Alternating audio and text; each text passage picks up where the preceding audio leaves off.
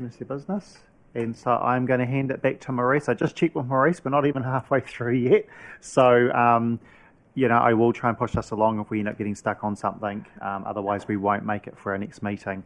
It's 1 or 1:30. So, Maurice, 1:30. Maurice, over to you. Through you, Chair, thank you. We're moving on to place and space, starting with parks and open space on page 51, and Darren will talk to that.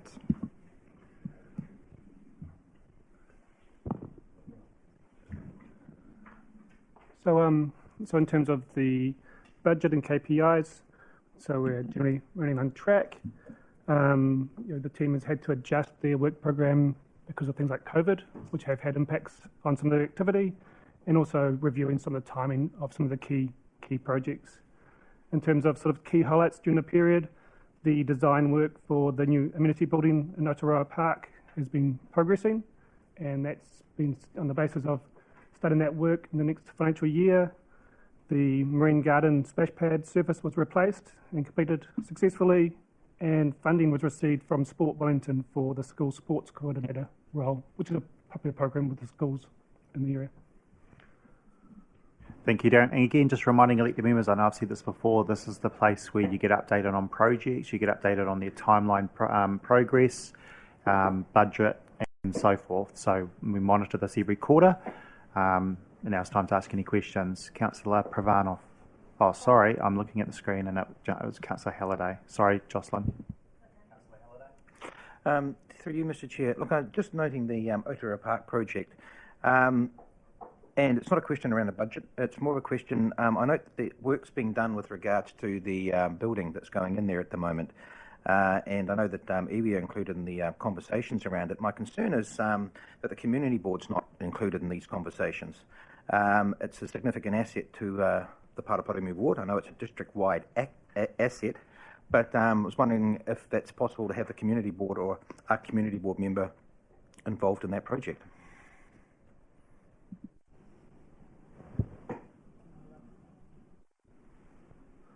What I can do is I can follow up the team in terms of the project makeup, and if that's not the appropriate way, make sure there's a proper briefing provided to the community board.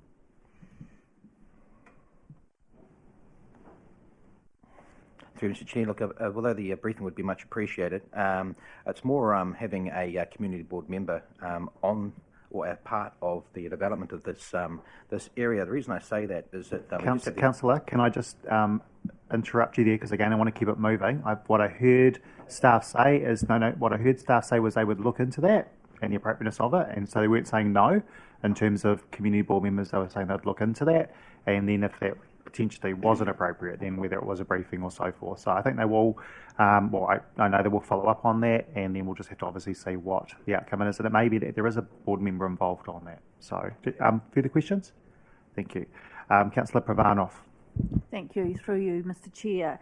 So Darren, page 51, I see there it says deferral of 2 Waikanai playgrounds due to concern. So I'm just wondering whether that work is going to be delayed or whether that work will not proceed, and what the 2 playgrounds are, please.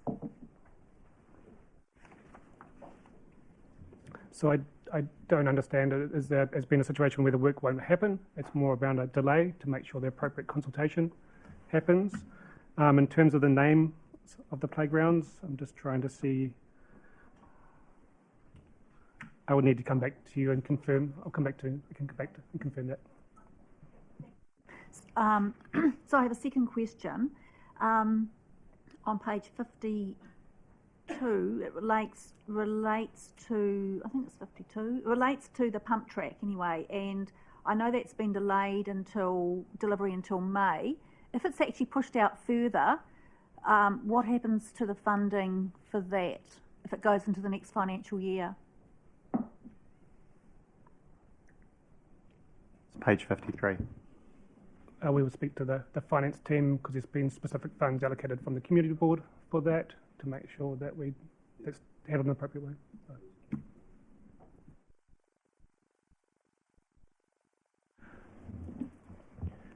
Yeah, as part of the process towards the end of the year, we'd look at all unspent funds like this and consider whether they should be carried forward. And so there's a process to pick that up.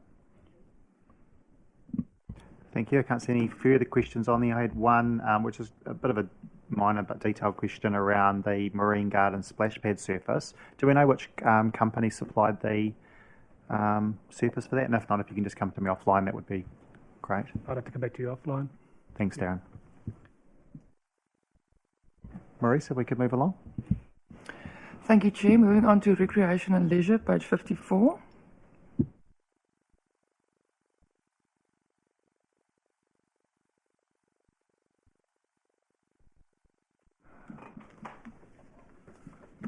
So in terms of the overall sort of position, sort of remaining on target in terms of budgets and those sorts of things. In terms of KPIs, there has been some impacts there, and they relate mainly to COVID. So either through the ability to have things like lessons and classes, or the availability of books and those sorts of things that are part of the ongoing provision of renewals of books and library services and stuff like that. In terms of the activity that happened during the period, the Waikanai pool was opened. It was slightly early so they could link into the Labour Day holiday weekend. There were a number of events and the team have had to be agile with their events as well, depending on closures and alert levels and stuff like that. And as you can see, that there's a couple of photos I think in the next two slides that talk about some of this is the Christmas event and some of the things that the team did for that. And the next shows the attendance at the pool party. No questions on that area? Well, Councillor Pravanov. So thank you through you, Mr. Chair. Darren again, Daryl. In relation to the swimming pools, and it's probably captured somewhere else, but I just want to understand this. In relation to, for example, there was an incident at the Waikanai pool where there was a latch that was missing, and it was raised by a member of the public and it was resolved very, very, very quickly. But in terms of a non-compliance, that's actually not included in here. So, and by including that in here somewhere, it actually provides a probably a bigger picture, or a better picture of how things are working. Councillor, can I just, do you know when that occurred? Are we talking January or February? It was in January. And so the report is to the 31st of December, so it's probably why it didn't occur in that quarter. But okay. Staff want to respond to that? I'd say a lot of that sort of stuff would come through the health and safety reports that go through the audit and risk committee as well. So a lot of that stuff would be carried out and taken in that area in terms of reporting on those sorts of situations, in terms of how matters are resolved and dealt with, sort of thing. From my understanding of the situation. A follow-up question then. So on page 57, it makes the comment. One of the on that table there, it says pool will maintain poolside accreditation. Does it actually come under that, or is it something different? So that's a KPI. That's making sure that we do have pool safe accreditation, and that process was carried out in the current quarter, and that has been awarded.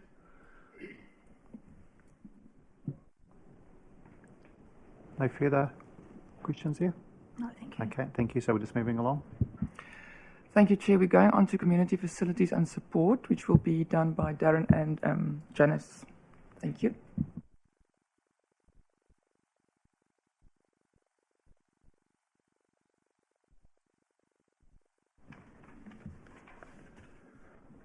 So during the quarter, another 3 units went through the renewals process in terms of the housing for older persons.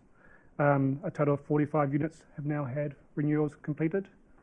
In terms of other projects that commenced, there was the Otaki Theatre and also the Paraparaumu Memorial Hall. These were projects that were funded through the PGF recovery process, and they were projects that were to be completed within a 6-month period. The work was scoped for the first stage of activity in terms of the Paraparaumu College Gymnasium, and that went to the Ministry for approval in terms of that work starting. they have come back and said that that work needs to be retendered, and so that's kind of going through that process in this quarter.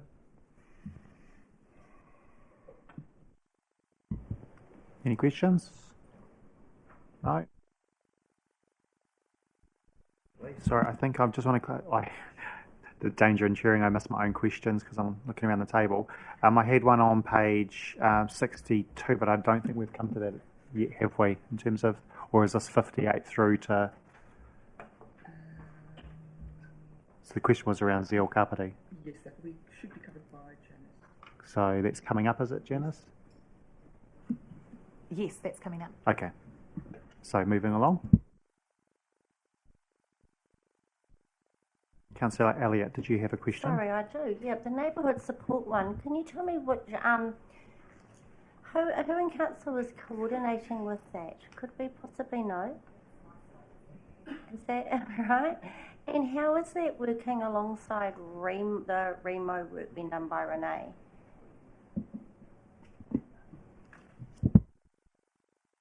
Yeah, good. Okay.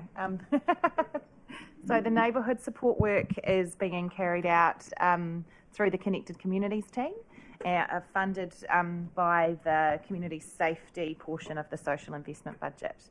The Connected Communities team and other teams within the council do work quite closely with Renee Corlett from Remo, because obviously we're all playing in the same space when it comes to building stronger, more resilient communities here in Kāpiti to be able to deal with a range of challenges, not all of them emergency management related.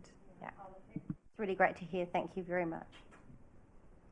And I think it's an area where we have grown in real strength in the last 2 years. So I can see Councillor Halliday's name's up next. Have we actually just missed an introduction to a section? Or yeah. Okay, so I'm going to allow Ms McDougall to talk to the topic, and then we'll come back to Councillor Halliday and I think Mr Burns or Mr Randall.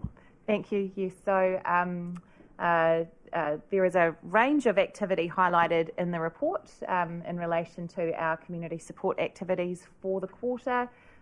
Several highlights have been captured on the slide here.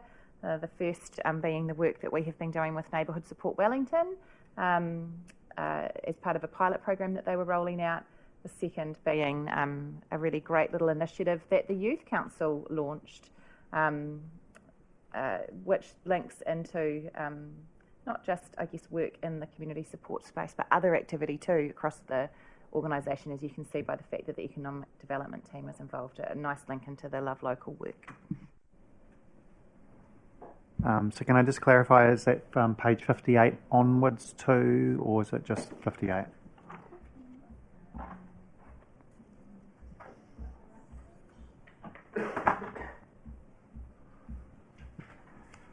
While we're doing that, Councillor Halliday? It's in relation to page 60 actually, around older person housing. So is that covered in what we're talking to? Yeah, I'm just trying to check whether we're... That's community. Sorry, previously we used to have the slides would say 58 to 60, 61 to 64, and so we know that where we're all at. So the pensioner housing is part of community facilities, not community support, so that's for Darren to answer. Okay. So any quick questions around community facilities, the slide that we've got up on the screen here, Mr Burns, or was it Margaret, you had a question? I'll just wait till it goes red. Yes, I have a question in terms of, and it's neighbourhood support related, and a comment on page 61. The connected communities continue to have a watching brief regarding safety concerns at Mahara Place in Waikanae, and we certainly welcome that, knowing some bullying of ethnic retailers that has occurred there. I was approached by a member of the public a couple of days ago who's very well informed. Her husband actually organises the night patrols, and I was totally unaware. So my question is, a specific question, is the likelihood of drug dealing, which apparently is now happening in Mahara Place, has that come across anyone's horizons at all? I was totally unaware that that was a new issue until 2 days ago.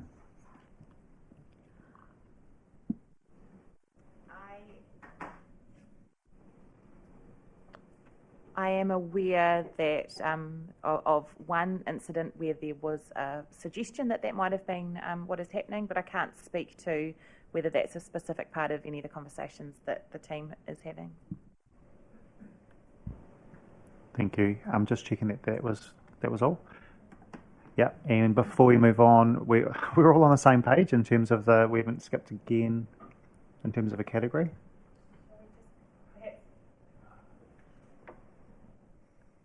I'm mindful of questions about a section that we haven't come to yet.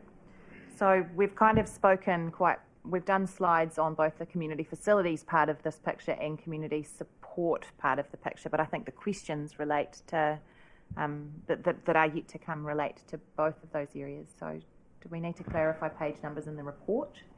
Well, one way or the other, we either clarify the page numbers or we ask the questions and then find out that they're relating to the next person or something. So it's up to...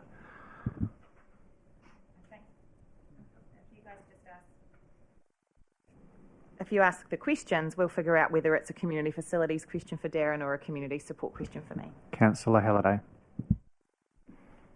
Thank you, through you, Mr. Chair. On page 60, under community facilities, other developments, I was just referring to the elder person housing. The fact that we've got 59 applicants waiting on the register, we've only been able to process 5. I'm assuming that's due to the availability of housing in this space, and the majority of demand is in Parapara Umu. Sort of goes back to the housing work program that I was going to refer to on page 41. But my question is, I think that's the tip of the iceberg with regards to an issue we have in this area. And I know reporting's being done around this, but I'm just curious to know, where does reporting move to action with regards to even trying to find or build or sort more housing in this space?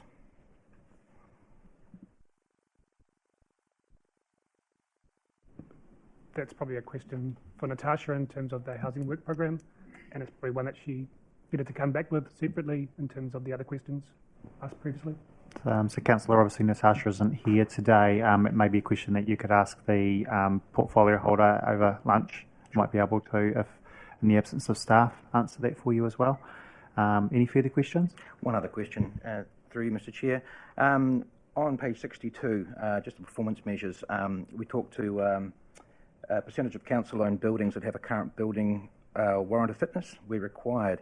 I just wanted to make an inquiry around the Raumati pools with regards to whether that fits into that 100% or whether that's a where required type scenario, and if there is a report available on that space at the moment. So I would need to come back in terms of building warrant of fitness, but that building is not being actively used at the moment. It's been secured, and there's health and safety management to make sure that any visitation or any usage of the building is managed appropriately. In terms of the current condition assessment, there is work that needs to be done, but that's not currently part of any work program, and so any future intended usage for that would need to have those work undertaken. Thank you. And I've got Councillor McCann next. I'd just like to follow up on Councillor Halliday's question. The purpose of reporting is obviously to know where we are, and I think it's obvious that we've got a library as well that's out of commission. But if they fall out of the warrant of fitness because we're not using them, that would seem to imply to the public that we don't have a problem when we actually know that we've had a problem, and I know that council staff have been working really hard. So my question is, why does the reporting make it look like we don't have some buildings with issues when we know we do, and that undermines the confidence of the public in knowing that we're actually taking action? So why does this reporting work this way? Thank you. If I can, Mr. Chair, through you, the building warrant of fitness process is about continued public use of buildings and the safety systems in there. So if we've got the Waikanae Library offline or the Raumati pools that are not being used by the public, they wouldn't require, while they're decommissioned, if you like, they wouldn't require a building warrant of fitness. Notwithstanding, there are clearly problems with the buildings, but they wouldn't need a building warrant of fitness to guarantee that they're safe for the public to use, simply because the public aren't using them. Does that help?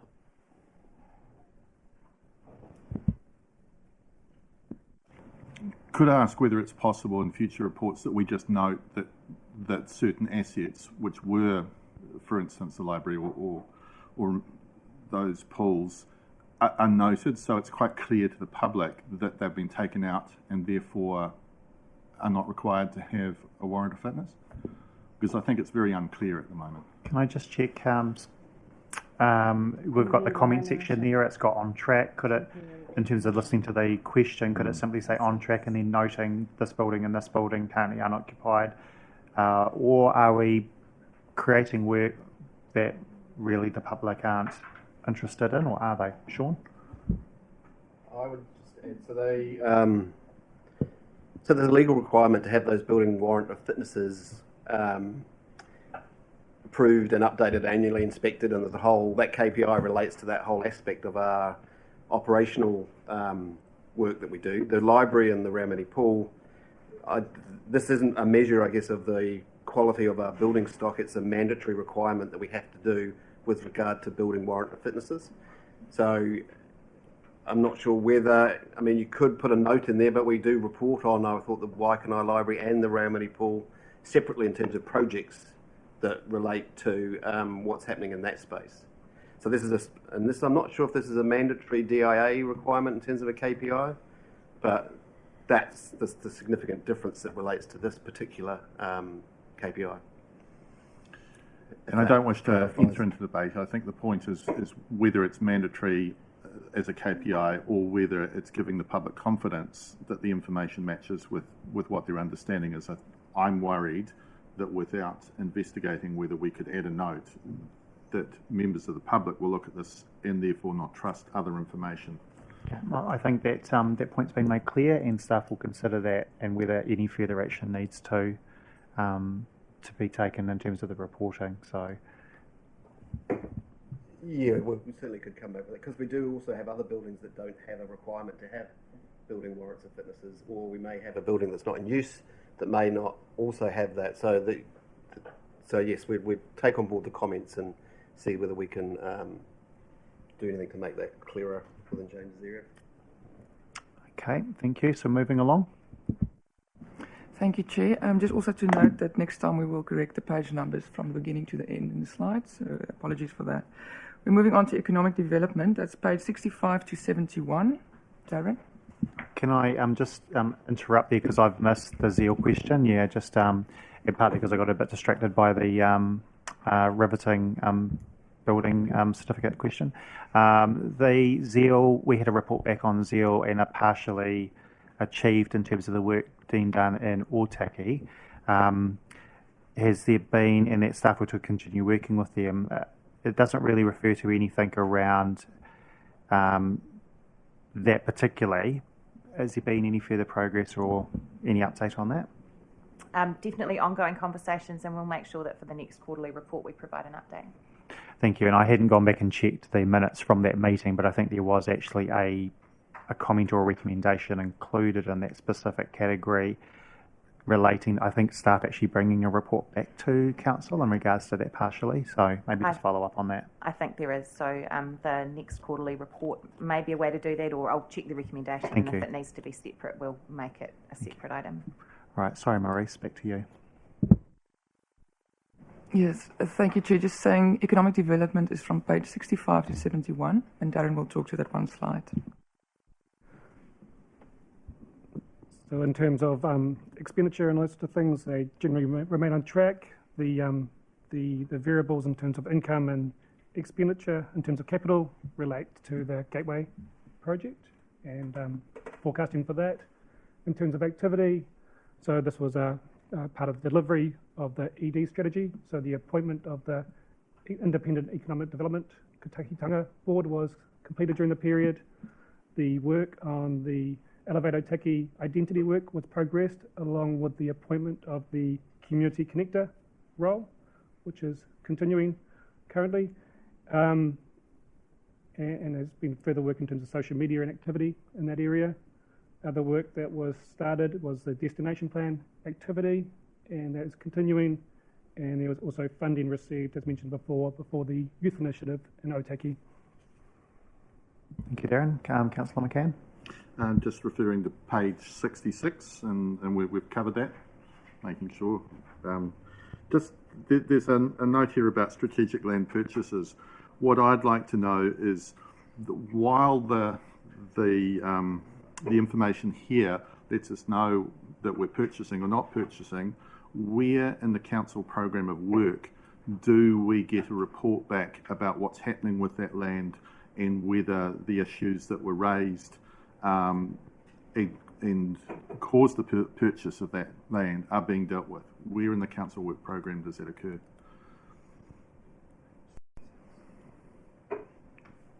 So page 6016, just the staff look for that under the Strategic Land Purchase Fund, work completed in this period and then key issues and risks.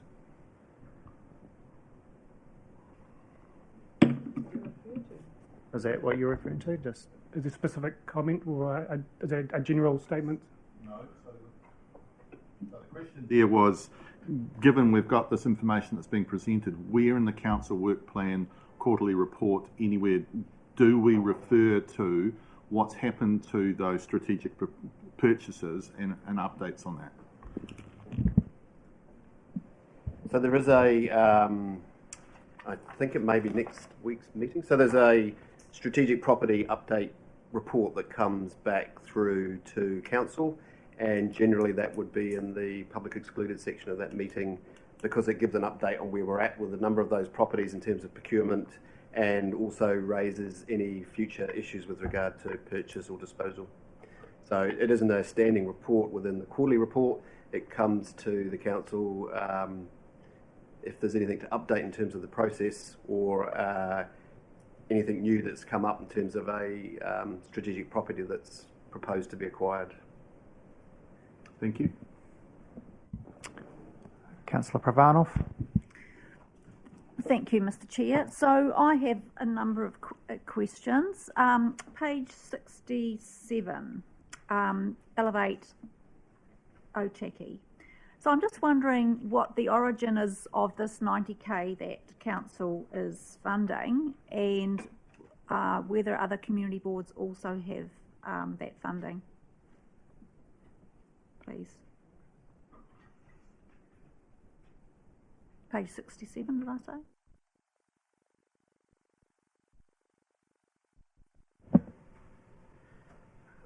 Through you, Mr. Chair, so I'm aware that there was a specific Board of Inquiry consenting requirement to provide funding, and that was I guess there was a letter of agreement between council and Waka Kotai to fund Elevate Otaki, and an amount was actually fixed inside that agreement.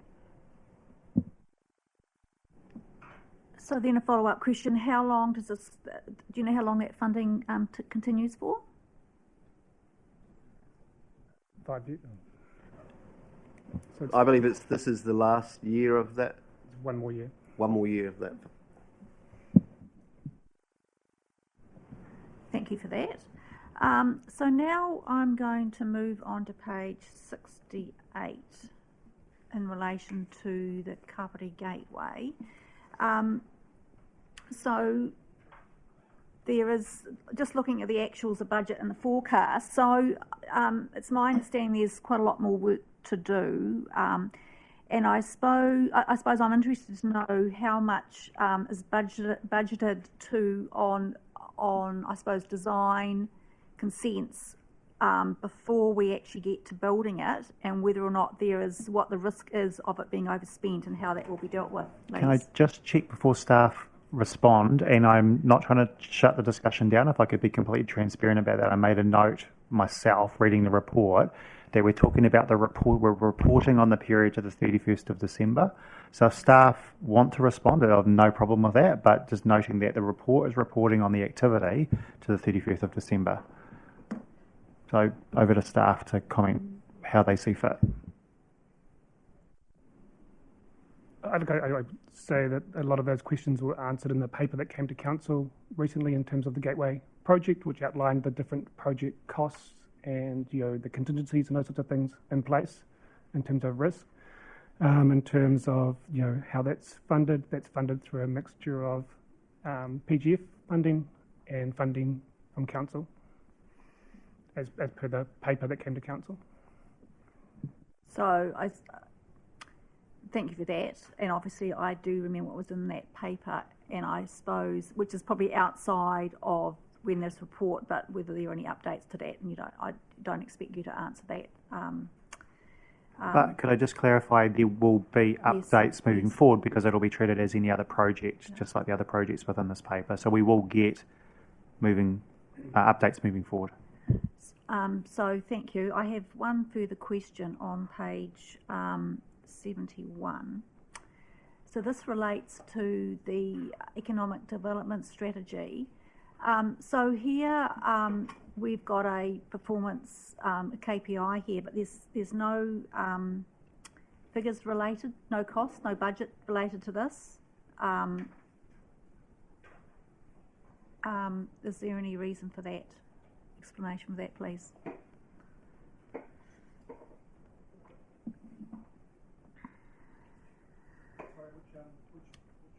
On page 71.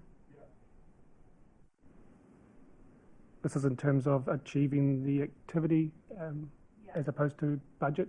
Yeah, so I could be wrong.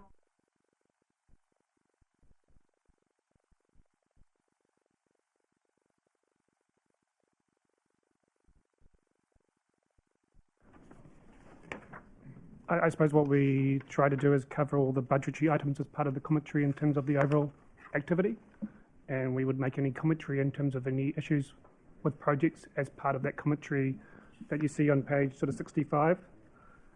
And Could I just clarify? I think I know the answer, but I may be wrong. Is that because the Kotahitanga board has been newly established, majority of the budget for the Kotahitanga will be brought through the LTP? There wasn't sort of money sitting there specifically for, and I may have got your question wrong. I'm trying to help here. Is that? That's just managed through the economic development budget. There's a specific request in terms of the LTP, that's correct, and that's going through the process at the moment. Thank you for that. So just following up on that, so I'm just interested to know why I suppose the budget that is allocated in the long-term plan isn't actually included in here, and how that's tracking in this time frame. Because we haven't actually approved the long-term plan. In the previous one, there is funds allocated. It's my understanding there's funds allocated. I guess sorry, Darren, and through the chair, we don't report down to every line detail in terms of expenditure against projects. We report at an activity level, then we report on significant capital projects, and then we report in terms of KPIs in terms of where the organisation's at. So, in terms of workload, we wouldn't be reporting on every project that we're delivering. We'd report against economic development's progress against its KPIs, and then report on the overall status of that budget through that the report you have in front of you here, and then raise any issues that we think are relevant in terms of either performance or issues of risk or that we think you need to be aware of.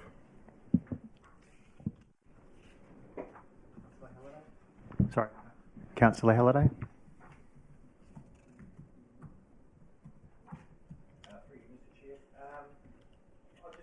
On Councillor Vanel's question there, it's just, and it's not getting too into it, we will be having a report back, I'm assuming, for the EDKB. That was part of the terms of reference. I was just curious to know when the first one, roughly, we might be expecting that back. And I'm just also curious with regards to Councillor Vanel's comments, whether we'd more than likely see that information perhaps as part of that presentation, perhaps.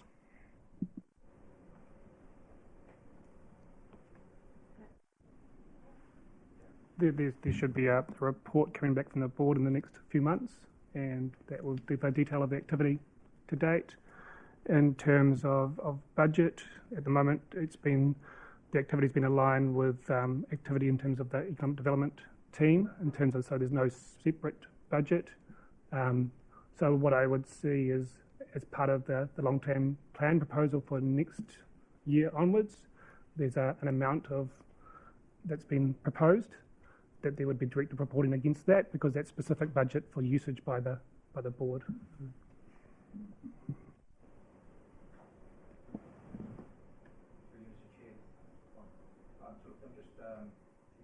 Conscious that the strategy was adopted in November, and I think that's when the board was went live as well. So I think they were supposed to report back every 6 months. That'll be about April, May at the latest sort of scenario. So, yeah, okay.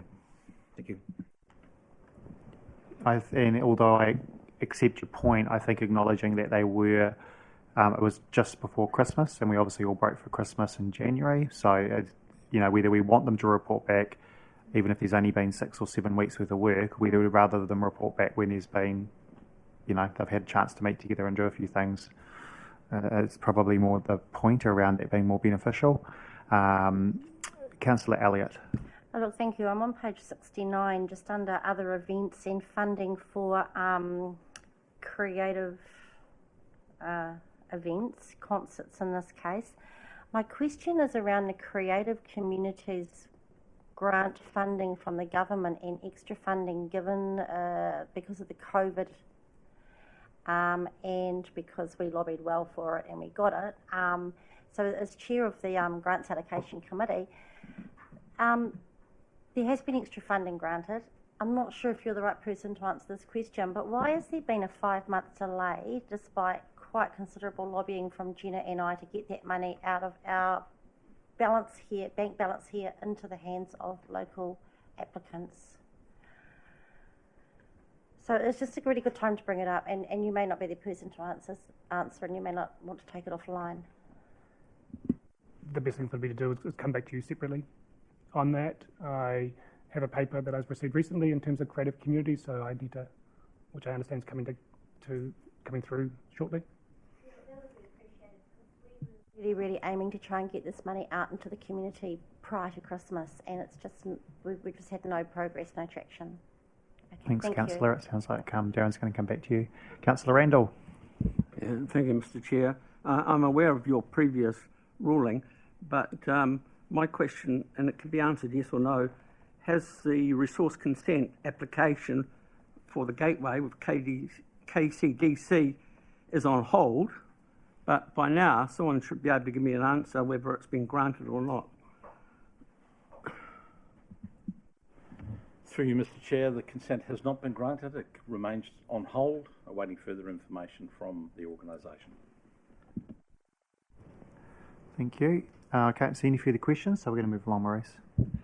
Thank you, Chair. We're moving on to infrastructure cluster, starting with access and transport from page 73 to 77. Thank you, Sean.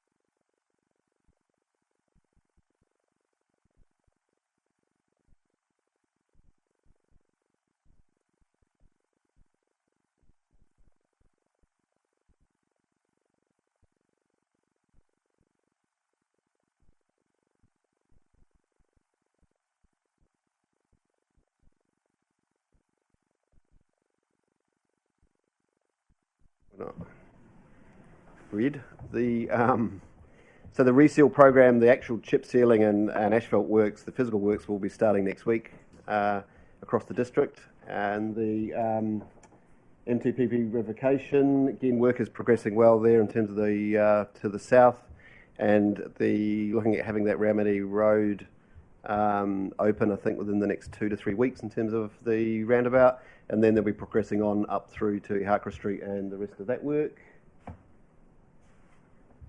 Sorry, page 78. Oh no, if you go back to the roading, access and transport's page 73. So is there any questions? Councillor Compton. Through the chair, the target for the percentage of residents who are satisfied with the condition of footpaths, is that sort of set by a sector-wide benchmark, or is that something we've developed over the years based on our own sort of performance and trying to lift that? That was developed by council, so that's our own target. There isn't a national one that we use. So, yeah, and that's again a reflection. We've increased that budget and we're trying to push that up in terms of performance. Cool. Thank you. Next. So, sorry, Councillor Randall's just jumped on you. You're right. Go for it. To Sean. My question is, how come this work going on in the revocation so far has resulted in the absence of complaints on Facebook and other media? what is going so well? I'd have to say it's probably my contribution, possibly. I don't know. Thank you, Sean. Right, moving right along before Sean's head I won't gets say they've only just started, but the big. Maurice. coastal management, page 78. So obviously the Paikokariki seawall is subject to the long-term plan process with regard to decision being made as to the future of that particular project. The other area of work that of note is the coastal site, or the coastal district planned coastal hazards project that has started, and the science contract that was awarded to Jacobs is basically the underpinning information that will be used by the Coastal Adaptation Panel to advise them through their process that will then lead them to come back to provide some recommendations to Council. That has also started. There was a decision made that may well have been after December or November, sorry. The Council approved the structure of that panel. We have actually started that process in terms of the recruitment for the chair, and once that's in place, we will then start the process of actually appointing members to that panel. Can I, before I just move to His Worship, who has a question, could you maybe just, for the benefit of doubt, clarify the Paikokariki seawall and what's proposed there that is going out for consultation and so forth in terms of the options and the price and the reason behind that. And there's also been criticism around our lack of front-footing that topic, and my understanding is that our intention around that was coming out through the LTP process. So maybe just talk a little bit around that without dwelling on it too long for public record. From memory, I'm not sure if the numbers in terms of cost, but certainly what the consultation is focused on is whether or not the current option, which is a concrete structure that was which is in the current LTP, and the estimated cost for that has increased significantly from when that project was actually put forward as part of the LTP, should go ahead. And there have been also other changes, I guess, in terms of the capital works program for the organisation that are in the proposed LTP that are putting significant pressure on the overall capital funding and project debt levels associated with those projects. So an alternative that we're also consulting on is to look to replace the current timber wall with a timber wall similar to the one that's there and stage that over 5 years. So that, again, is further information is coming as part of the long-term plan in terms of the basis or the background behind that proposal, and why we see significant benefits, not just from a financial perspective, but also the ability to stage those works and the benefits to local contractors if we're able to do that through a local contracting company, are all part of that information that will form part of the LTP consultation. We will also be, as part of the engagement, we will be available at those pop-ups to talk to that topic and answer questions that people might have. So that's where we're currently sitting with that. The time frame for that, obviously, with everything that's happening with the long-term plan, we do have a current project which is the concrete structure in the plan. So until we get a decision on that, we haven't spent a huge amount of additional cost doing pre-engagement or pre-consultation on those options. The intention is to do that through the long-term plan, and then depending on what decision the council makes, there will be some further work again to move that forward. Thank you, Sean. His Worship the Mayor. Yeah, through you, Mr. Chairman. The coastal science and engineering part of this is historically proven to be a contestable area. This appointment, how do you rate in terms of establishing some kind of benchmark? Is that, or are we going through another cycle of it being contestable or contested by others?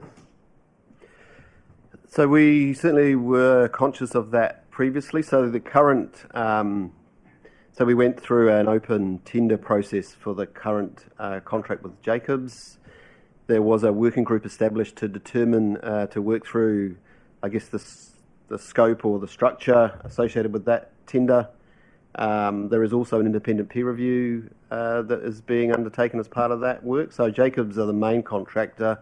Becker are also have been procured to peer review that work. So we believe that is a very robust process around the science, but that's not to say that people wouldn't or can't challenge it if they choose to do that. I guess the other thing that's moved on is, you know, that was back in 2012, 13.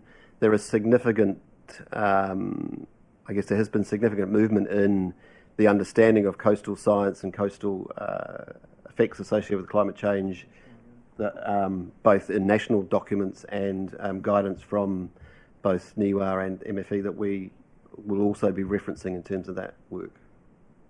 Following on from that, I know that the Climate Change Commission is looking at the adaptation plan nationally. Would that be, would that cover the sort of national standards of engineering advice or coastal science advice? Just, I don't know. I don't know the answer to that. Potentially, that may have some bearing on that, but I guess in time, and with regard to timeframes, we are working within a specific timeframe that we have to work towards with regard to the district plan. So that's why we're undertaking the works now in advance, potentially, of that information coming through.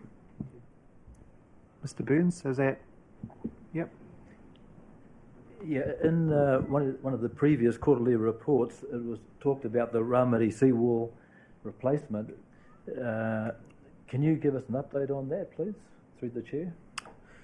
Sure, that is actually part of the long-term plan, the proposed long-term plan. There is an item in there with some supporting information on the Ramari seawall and some estimated costs associated with that. I actually was hoping you were going to ask the question about a targeted rate for Paikākāriki residents, because I noticed on social media you've suggested it. So I'm going to take the liberty to respond just so that you're well informed, because the question has been asked of the Chief Executive responded that if we're talking about 17 million or 26 million, depending on what option, over, what are we looking at, 1,900 residents at Paikākāriki or 1,700? They would be paying that off for the next, I'm making this figure up, 100 years. It's such a significant cost over such a small amount of people. But just for the benefit of everybody. Even a proportion, it's still big numbers. But again, we'll receive feedback on either proposal through the consultation and the LTP. So moving along, I don't see any other names on the screen, so we're going to move to the next.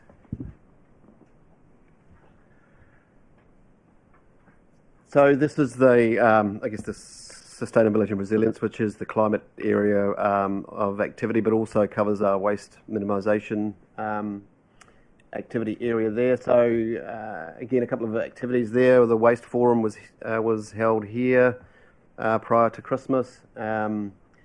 Ongoing education and the work that Ninka and her team do there, and the new bylaw, I think, was again adopted. Even though that was after December, was adopted on 1 January. Page 81. The next two slides are actually the slides that we've talked to at the Across Council work program. So any questions on 81? No. Moving along. So stormwater activity. We're progressing well there in terms of the capital works program. We've again work going on in the strategy space, bylaw, water quality monitoring, and some of the funding from the Three Waters review, or the proposed changes to the Three Waters. Some of the funding from the central government was actually used to fund the stormwater activity area. So there was about $600,000 of operational funding that came into stormwater activity, and that was to fund advancing our network modelling update program, and also the CCTV and inspection program of work that is referenced here on that slide. So we're looking at 88 through to 92? Yes. Excellent. Any questions from 88 through to 92? Stormwater, Councillor Pravanov. So, Mr Chair, I actually have a question for 82, which hasn't been covered, if I may. Are you meaning we've moved past to it? Yes. Okay, we'll ask it, and if it's if we're coming up to it, either way, staff will give you a response. Thank you, Mr Chair. So on page 82, it talks about the landfill capping, and it notes here, it states here that there's no financial risk associated with that. So as this is a regional hazardous site, on the hazardous regional site register, I'm just wondering what environmental risks could be potentially related to that in terms of leachate and the type of substances that are going to be capped, and how that's going to be managed, please. So the comment that there relates to financial risk. With any landfill, you're required to have a landfill closure plan that is a part of your consenting process with Greater Wellington Regional Council. They then, approve that closure plan, and part of that is how you intend to mitigate or manage ongoing leachate issues or discharges of gas is another area that is often a concern with closed landfills. So we have a plan in place, and happy to make that available to you if you wanted to have a look at that in terms of how that is proposed to be managed. That landfill is as are a lot of older landfills across the country, wasn't lined as such, but certainly there is a extensive amount of wetlands there that we use for pre-treatment of leachate. There's also a pump station there that pumps that leachate to the wastewater treatment plant. So thank you, Sean. I suppose the reason I've sort of brought this up is, and I'm sure it will not be anywhere in the same scale, is obviously at TY Point. They have discovered a whole lot of issues there, which has obviously gone through all the various resource consenting council requirements, what have you, and now they've realised there's a major problem there. And so I just want to be assured that everything has been done to ensure that whatever is under the ground is, I assume it's going to stay there, that it's actually not going to be able to be leaching into the surrounding environment and even into the wetlands, which I know ultimately do end up in the Waikanae River. So I can't comment on the extent of other sites in terms of contamination, but both the process, I believe, is robust in terms of where we are at the moment with regard to the regional council and the monitoring associated with that. Leachate is generated from landfills, but as they get older, that leachate degrades in terms of its toxicity, I guess. The 8 to 10 years after the closure of the landfill is when it's at its peak, and then as that material degrades, it starts to reduce in terms of the environmental harmful nature of some of those materials. The other aspect to that is, I guess, the residential landfills is not a big commercial site that you might have with places like Wellington or other places. But again, there's a process in place to consent it. We have monitoring. We have to report on that monitoring. I'm not aware of anything at the moment in terms of concern. But the leachate is still generated, and the wetlands do act as a bit of a filter in terms of extracting that material through the planting that you use. Thank you. So just one other further question. When was that landfill decommissioned? It stopped taking residential waste in 2008.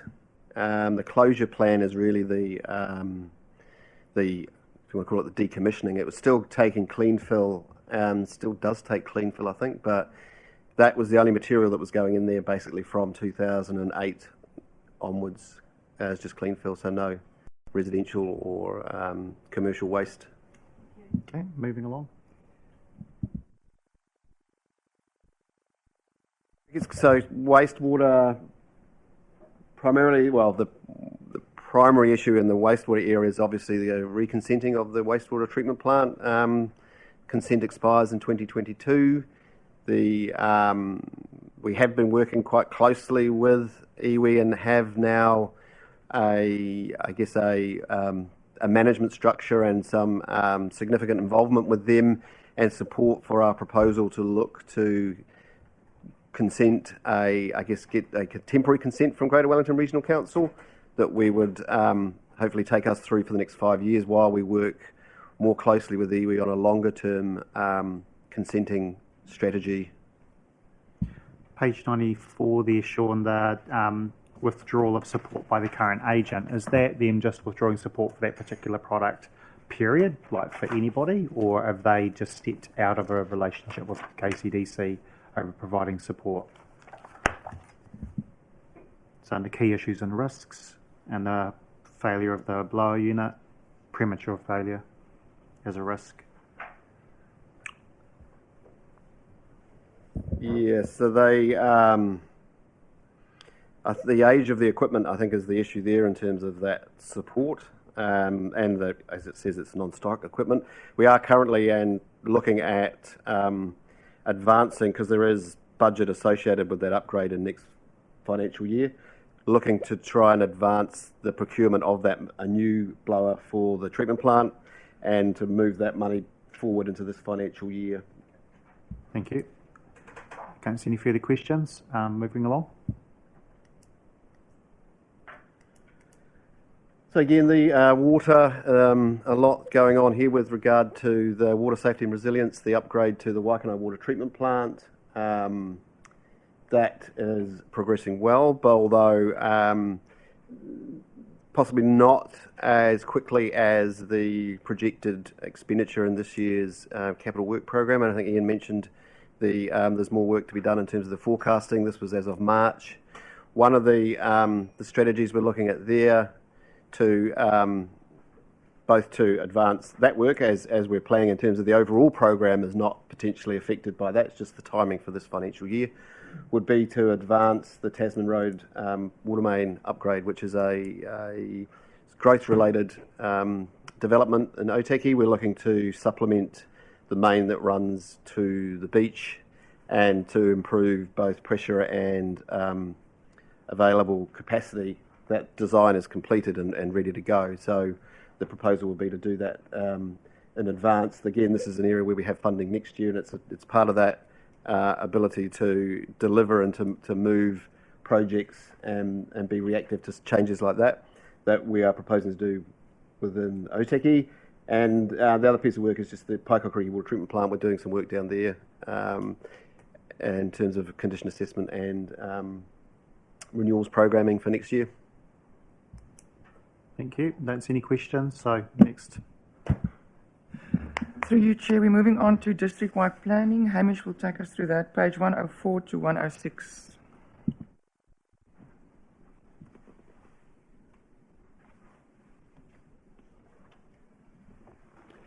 So just covering off the district-wide planning activity, we have a couple of major pieces of work going on and ongoing and on budget.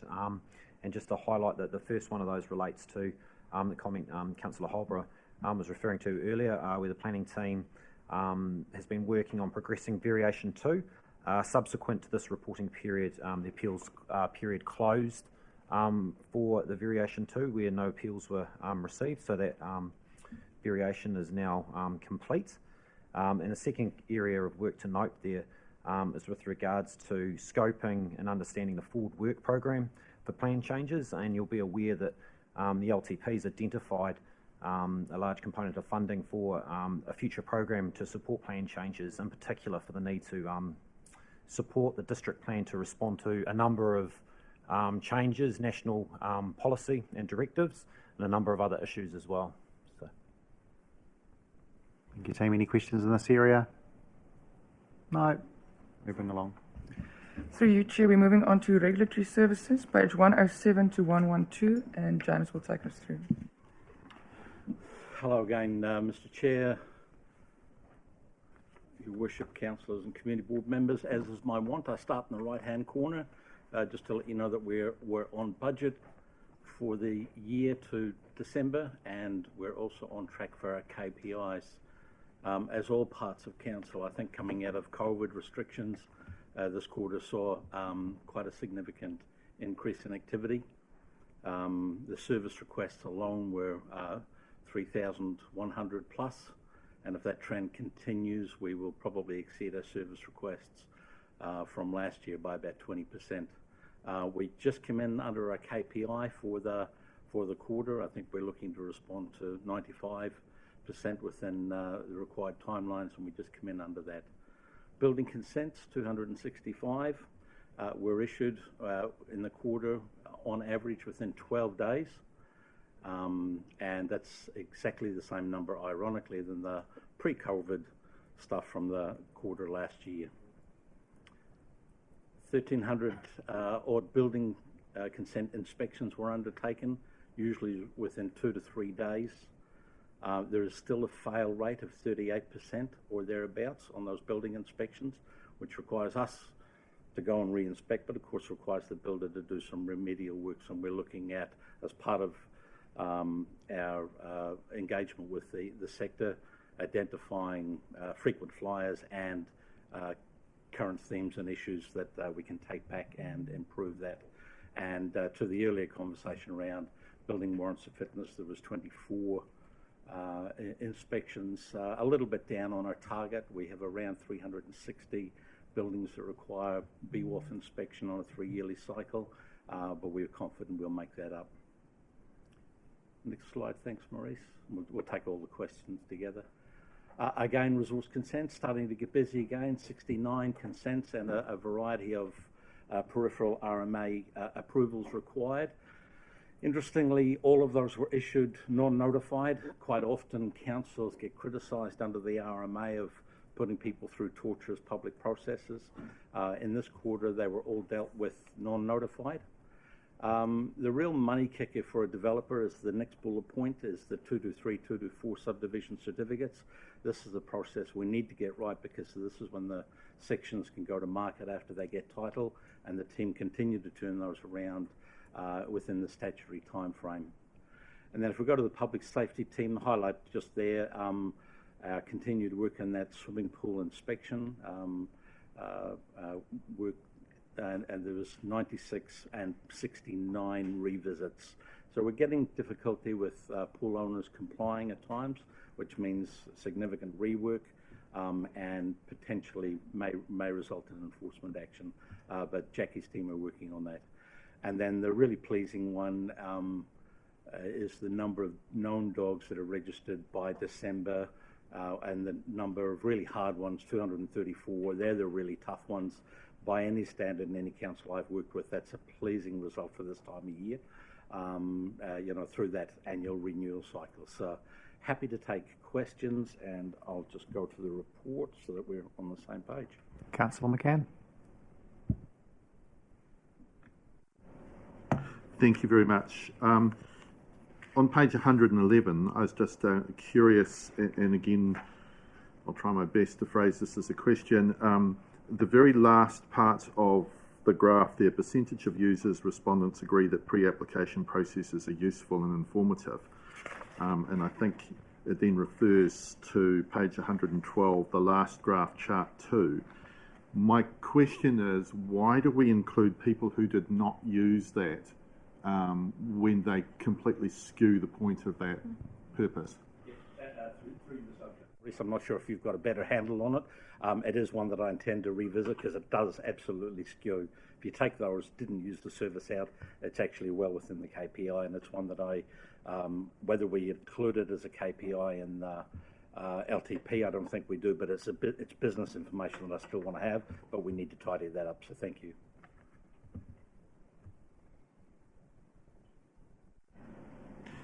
Thank you for that answer. That's really, really helpful. I don't think the council should be beating itself around the head for the way those numbers have come out. That's not relevant.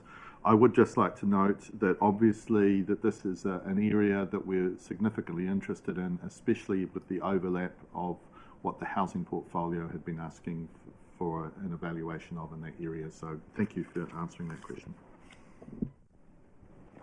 Councillor, I think Compton was next, is that right? Yes. And then Councillor Holborough.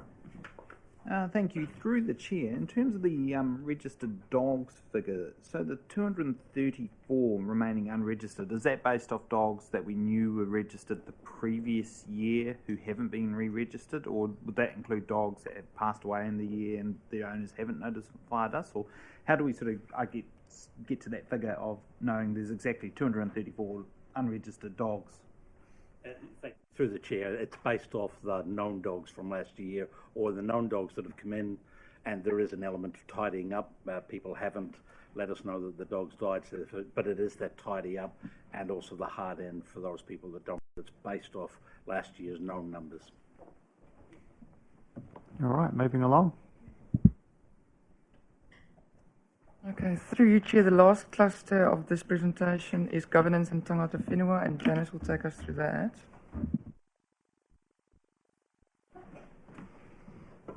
Thank you. Through you, Mr. Chair, some of the key decisions that you as a council made during the quarter are highlighted on the slide there. Important decisions made in relation to the recovery plan, the Wellington Regional Growth Framework, approving a submission on the Greater Wellington Regional Council's Parks Network Plan. During this quarter in question, we received 62 requests under the Local Government Official Information and Meetings Act, and it's about the same, tracking at about the same rate as last year. So moving on to tangata whenua. Sorry, before we move to tangata whenua, were there any governance-related questions? Which is at page 114 in the report. Councillor McCann. Thank you very much, and this is really, really helpful. I just wondered, is there a reason why we don't report to the community whether councillors are attending meetings, and maybe we do and I don't know about it, and attending briefings?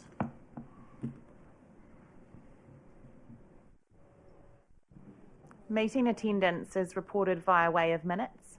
And attendance at briefings is not generally reported because they are not formal meetings in terms of the provisions of Lagoima. Can I just clarify too? I think the attendance is collated and then reported through the annual report as well as total attendance. But as staff have noted, that briefings and workshops are not formally or not reported on at all.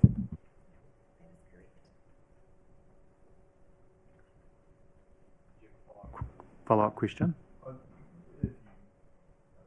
As long as it's a question. Is it? I don't know until you ask it. I just wonder whether, when we're looking at governance and we're trying to hold everyone to account, whether those two measures help to inform the community and give confidence to the community that councillors are in fact attending briefings and attending meetings and being able to find that more readily than currently. Was that a question? Yes. Twice. Your eyebrows were raised, so generally that's a good indicator that it's a question, yeah? Oh, look, without wanting to sound like a broken record, I do think it comes back to some of the points that I've made in answers to previous questions. The purpose of the quarterly report is largely about reporting on the work that the organisation does. In this area, though, I note that we do step outside that by covering off key decisions that councillors have made. So I'm certainly happy to take it away and have a conversation with the team about whether it's something that we could work into the quarterly report, or whether or not there is another mechanism for improving public visibility of that, if that is the will of the table.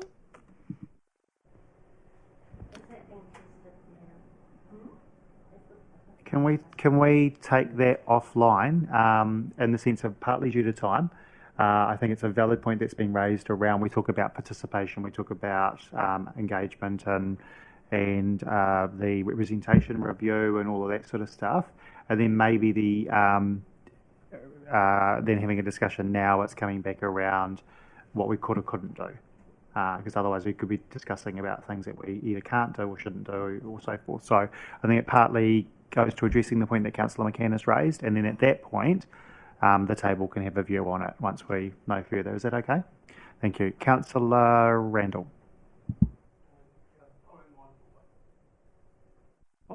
following on what Janice said, that this is a report from organisations, right? Is that correct, Janice? Of council organisations. Then my question to you is, how come the economic development body reports when it's been decided by His Worship that Economic Development Authority is not an organisation, as per?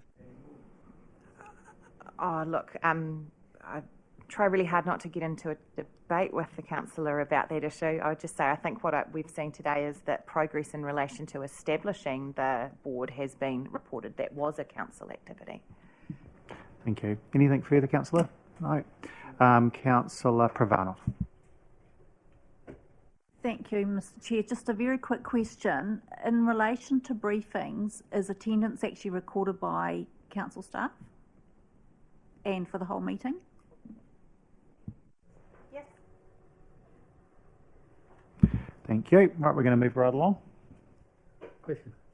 Oh, sorry, it wasn't on the screen. Your worship. I'm looking at the Official Information Act request. Has council ever, if at all, measured in terms of a long-term analysis of the type of requests that public make, and whether there is an underpinning wealth of information as to how, whether we are functioning well, which areas are causing these questions?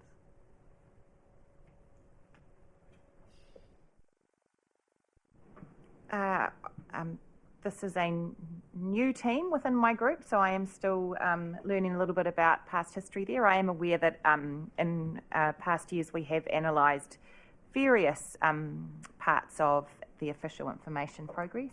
Certainly the kind of inquiry that you point to, Mr. Mayor, is this sort of information I am keen to understand about this function that now sits within my group.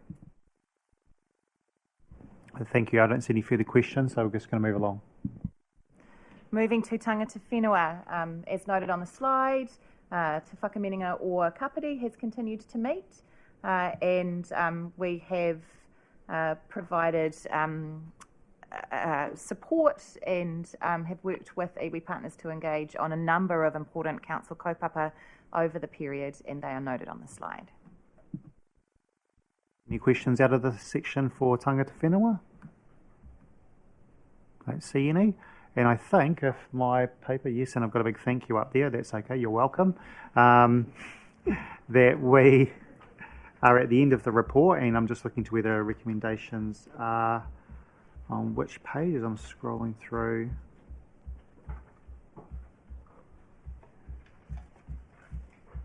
And so we've got the recommendations found on page 25, recommendations 95 and 96. Have we got someone that wants to move those recommendations? Councillor Elliott, and Councillor second them, Councillor McCann, right of introduction.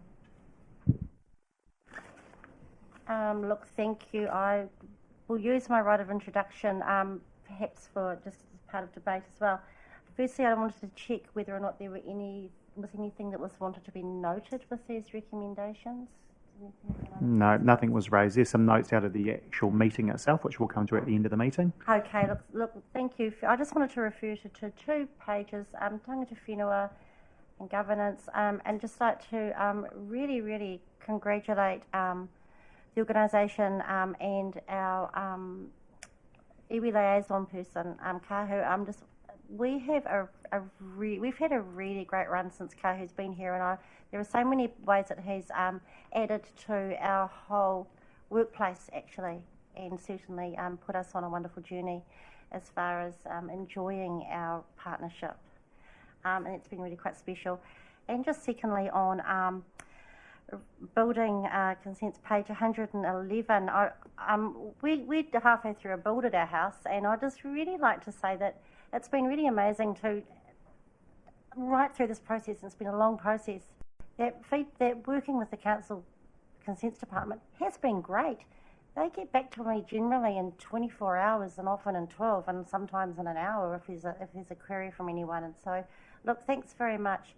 At times that we've had 2 delays in our project, they have been due to architects and other engineers and that, and them not communicating, yet everyone tends to go, oh, Blimmin Council. Well, actually, it's never been the council. So I'd like to say thank you very much to that team.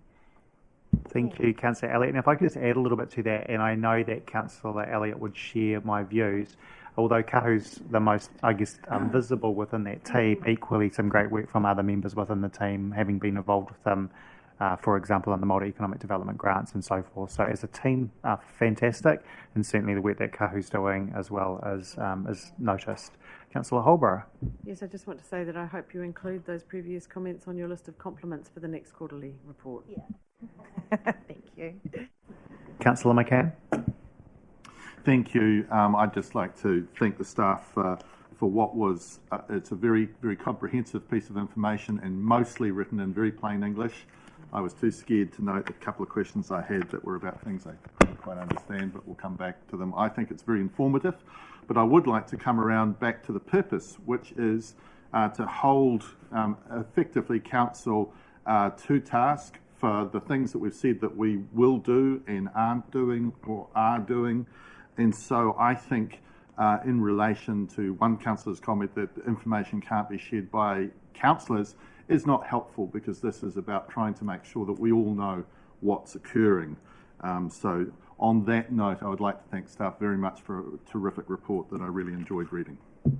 Thank you, Councillor. I don't see any further names up on the screen, so we're going to look at a right of reply. If not that's way, we're going to move to the vote.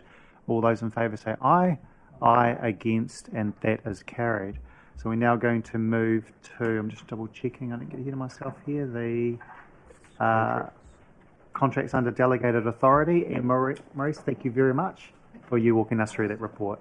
And Sean as well. Oh, okay. That is found on page 118, team. I'm looking at the time, we're sitting at 12:30. I think, looking at the rest of the paper, we're going to get through this relatively quickly, hopefully, and so we're just going to push on if you're okay with that, unless I see people jumping up and down, in which case we can stop now for lunch. No one's jumping up and down? Right, so over to you, Sean. Thank you, Mr. Chair. So just if I could take the paper as read, and happy to answer any questions that you have. I think there's 4 tenders that are referenced in the document. Any questions from councillors in regards to the paper? Councillor Elliott. Sorry, so is this up to date, or is this up to 31st of December? Sorry, is this a quarterly report? Yes, this was only up until the 31st of December, so... Okay, I don't see any further questions. I have one comment question. No, sorry, I'll make it in debate, so I'm sticking to the rules myself as chair.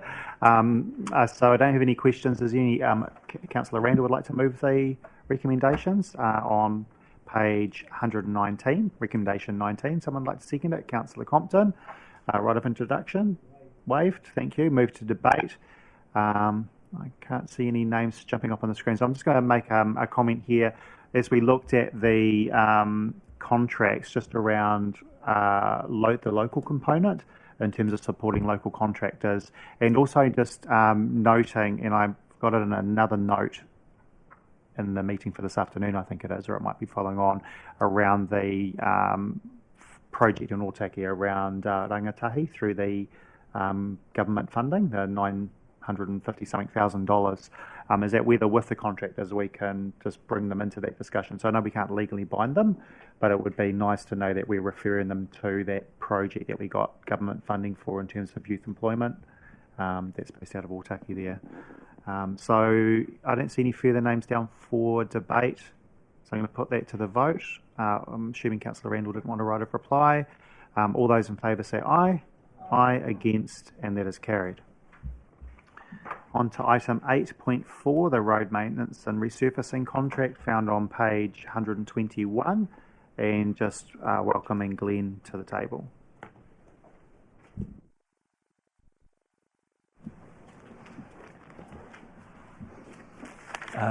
Good afternoon to you all. Happy to take the paper as read and answer any questions. Thank you. Councillor Compton. You beating me to even getting my finger on the button there. Through the chair, I think one thing that's going to be topical of mind for a lot of people is around, there's obviously the chip sealing issue on Mazengard Road that played out. Are we happy with how Higgins has been performing in terms of that chip sealing? Are we feeling that everything's going well? And the history behind that? Certainly Higgins are performing very well. The failure at Mazengard was under a previous contractor. Cool. I just thought that was important to make sure we acknowledge that. So Higgins have been doing the chip sealing for the last 2 years. So the Mazengard was, I've blocked that out of my hand, it was 4 years ago. So yeah, we've been very happy with the performance to date. It is an area though that the community do, the amount of chip that they use is disruptive, and we do get complaints, but we're happy with their ability to respond to those. And if I could provide some further clarity around that in 2 levels. One, as an example, Mazengard Road roundabout in that area was done by Higgins, and from what I can gather, we got really good community feedback around that project, the management of it and the finish of it. But the other aspect holding the portfolio is that there is probably a push from NZTA for councils to use chip seal more, given the budgetary pressures and the funding that they provide, which is it does put pressure then on our team, because there's the community don't generally like chip seal, so they would prefer the softer, quieter surfaces, and that's it's something that the staff have raised could become a bit of an issue moving forward if funding is provided more for chip seal roads rather than the others. So, and actually, while I think about it, when you brought up that point, there was a point that Sean raised with us around the way that asphalt versus chip seal works on our the type of land that Kāpiti's on, which I think might be useful if you could just elaborate on that for the major audience. Will have. Glenn can some background. So flexible pavements. So asphalt is a bit more rigid in terms of a pavement surfacing, and so it doesn't like movement, but it's good for heavy vehicles. Doesn't like ground movement, and it tends to crack, and you'll see the crack sealing work that Glenn's team have done on Kāpiti Road with the squiggles everywhere in terms of the bitumen is a result of that movement. So longer term, potentially, we'd like to look at more chip seal because it gives a better waterproof membrane, lasts longer, and is a better response to the ground conditions we have here. But again, as the chair has mentioned, people aren't overly happy with chip seal. It's noisier. Application of it, again, even if you're doing 100% in terms of quality, you do get a lot of loose chip, and you do need to have that loose chip around so it can be bedded into that membrane. So it's very difficult to get the balance between doing enough sweeping to make sure that you're keeping the residents and the community happy, but not doing too much that you're actually going to affect the quality of that chip seal. So it's a balancing act, and again, as the chair's mentioned, certainly NZTA are looking more towards those sorts of treatments in terms of cost. Asphalt is 4 or 5 times the cost of chip seal, so significant difference. Thank you, Councillor. It was a good point to raise. Councillor Elliott. Thanks. Look, I can't believe after I asked this question, talk about first world problems, but which of those materials is least likely to track onto people's brand new garage carpet? Typically, we have more problems with chip seals where we need, as Mr. Mellon outlined, where we need the chip to stay around for a while and bed in, typically. But if asphalt is laid in the wrong conditions or something goes wrong, you can have a pretty big problem with that as well. So really the answer is it depends. Okay, and just follow up. So are we, a council, the organisation, liable to damages in that case? Where we have chip tracking to people's houses or in their vehicles, our contractor works with them to provide the products and do the remediation. So that is largely a risk, a reality that our contractors bear, and that's fairly typical throughout the industry. Thank you. I don't see any further questions. I've got one which I referred to earlier, given that this is a renewal or an extension of an existing contract. And it's not, I don't think it needs to be a recommendation, and I appreciate that you can't legally bind Higgins to do this, but that they work with Work Ready Kāpiti and Te Hunga Rangatahi program, and look at supporting that through the training and so forth. I think you'd mentioned the number of vacancies they currently have. Certainly, that's something we'll make the connections with Higgins and, in fact, all our contractors. That'll be fantastic. Thank you. So we've got recommendations on page 122, recommendations 21 to 22. Councillor Holborough is happy to move, seconded by Councillor Halliday. Right of introduction. Open for debate. At this point, I'd just like to make the comment myself. That's good work for the team. We'd obviously in the previous train, you made the decision to appoint Higgins as the contractor, and I think in hindsight, looking back, that was the right decision. I also want to note that the minor increase in the budget, I think, is less than what it potentially could have been, knowing the national pressures around this area. And I think the team have done well working with the contractor. So it sounds like it's an amicable relationship that's working well with both parties. So yeah, just well done to the team.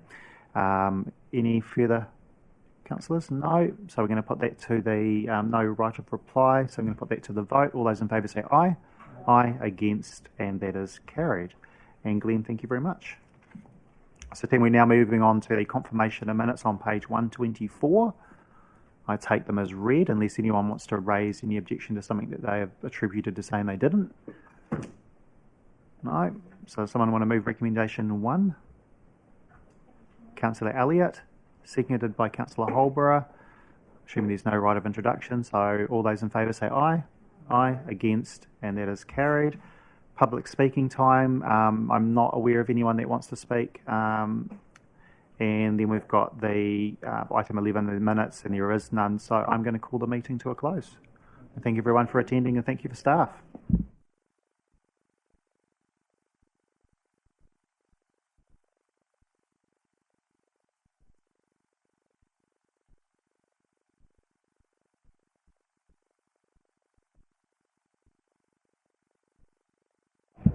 Team, just